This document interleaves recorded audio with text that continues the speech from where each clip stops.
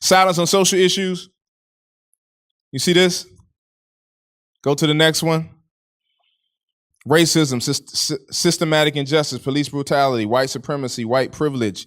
And let me say this, when we say white privilege, what my white brothers and sisters fail to do most of the time is to access how we're defining it. The assumption is we're saying that you didn't work for what you have. That's the wrong assumption. What we mean by white privilege is it is a historical fact that not only were you given the benefit of the doubt, you were systemically given the benefit of the doubt and given an upper hand. And that, again, the Civil Rights Act in the late 60s did not legislate the heart. And so, therefore, there are still systems and structures that benefit you more than it benefits us. So we're not saying that white people don't deal with poverty and that you didn't work for your job and you didn't earn your degree. That's not what we mean. So stop and ask us a question. Ask us how we're defining it before you assume how we're defining it. See, but we should be able to have these discussions as family, right?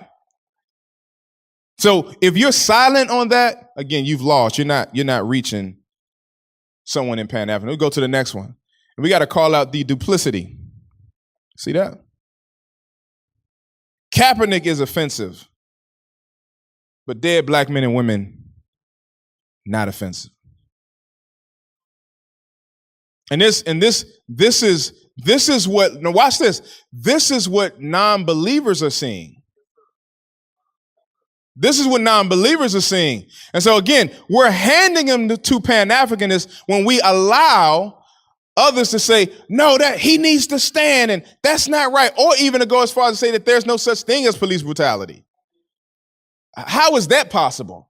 How can you call yourself reformed and embrace total depravity? Total means any form of sin can play itself out, and that would include a white man in a blue suit with a black gun.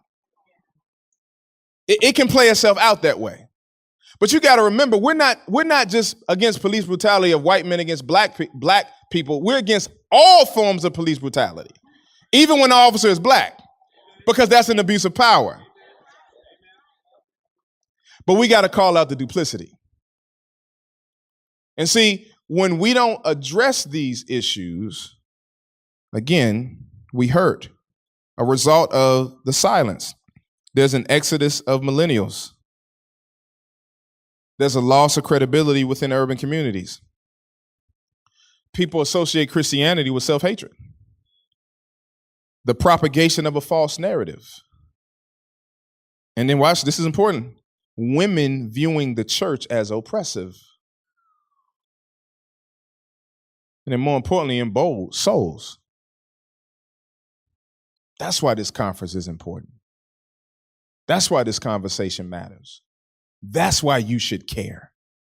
That's why you should read. That's why you should participate.